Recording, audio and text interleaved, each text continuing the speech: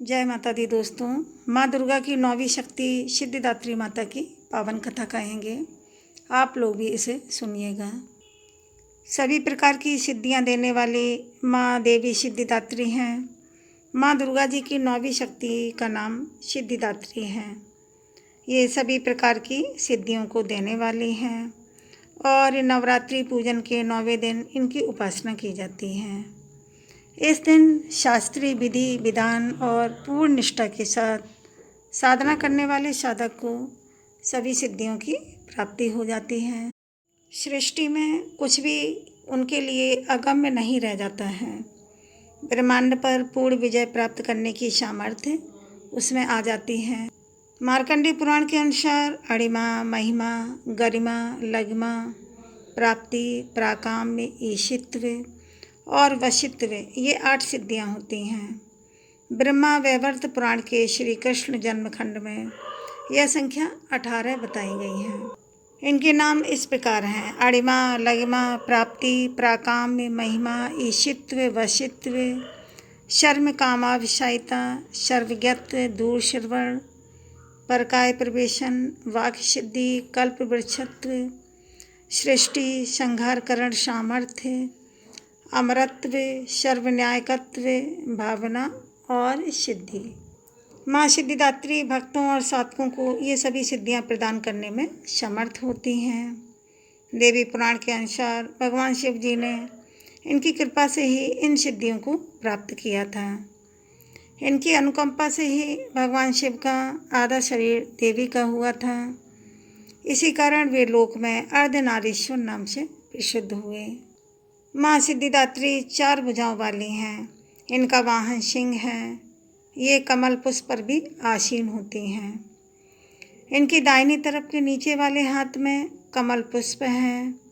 प्रत्येक मनुष्य का यह कर्तव्य है कि वह माँ सिद्धिदात्री की कृपा प्राप्त करने का निरंतर प्रयत्न करें, उनकी आराधना करें और अग्रसर हों। इनकी कृपा से अनंत दुख रूप संसार से निर्लिप्त रहकर सारे सुखों को भोगता हुआ वह मोक्ष को प्राप्त कर लेता है। नवदुर्गाओं में माँ सिद्धिदात्री अंतिम हैं। अन्य 8 दुर्गाओं की पूजा उपासना शास्त्रीय विधि विधान के अनुसार करते हुए भक्त दुर्गा पूजा के 9वें दिन इनकी उपासना में प्रवृत्त होते हैं। इन सिद्धिदात्री माँ की उपासना पूर्ण कर लेने के बाद भक्तों और साधकों की लौकिक परलौकिक सभी प्रकार की कामनाओं की पूर्ति हो जाती है। सिद्धिदात्री माँ के कृपा पात्र से भक्त के भीतर कोई भी ऐसी कामना शेष नहीं बचती है जिसे वह पूर्ण करना चाहे।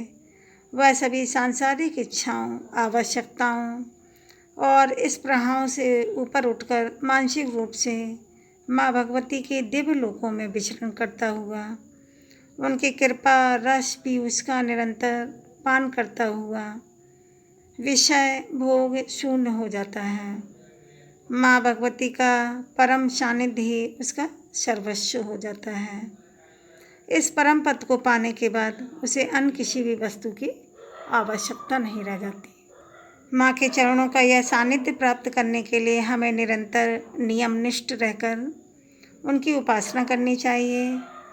माँ भगवती का स्मरण करें, ध्यान करें, पूजन करें।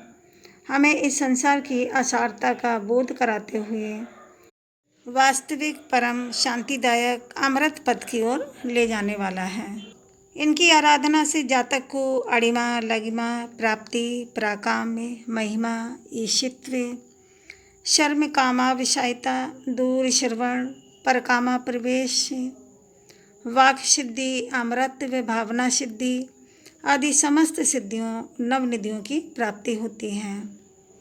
आज के युग में इतना कठिन तप तो कोई नहीं कर सकता है, लेकिन अपनी शक्ति के अनुसार जप, तप, पूजा, अर्चना करके कुछ तो माँ की कृपा का पात्र बनता ही है। कुछ तो माँ की कृपा का पात्र बनता ही है। प्रत्येक सर्वसाधारण के लिए आराधना योग्य यह श्लोक सरल और स्पष्ट है। माँ जगदम्बे की भक्ति पाने के लिए इसे याद करके कंठस्थ करके नवरात्रि में 9वीं के दिन इसका जाप करना चाहिए। या देवी सर्वभूतेषु माँ सिद्धिदात्री रूपेण संस्थिता नमस्तस्यै नमस्तस्यै नमस्तस्यै नमो नमः। इसका अर्थ है, हे माँ सर्वत्र विराजमान और माँ सिद्धिदात्री के रूप में प्रसिद्ध अम्बे माँ, आपको मेरा बारंबार प्रणाम है, या मैं आपको बारंबार प्रणाम करता हूँ। हे माँ, मुझे अपनी कृपा का पात्र बनाओ। कथा का समापन हुआ। आप लोग वीडियो को लाइक करें, शेयर करें और चैनल को सब्सक्राइब करें। जय माता दी दोस्तों।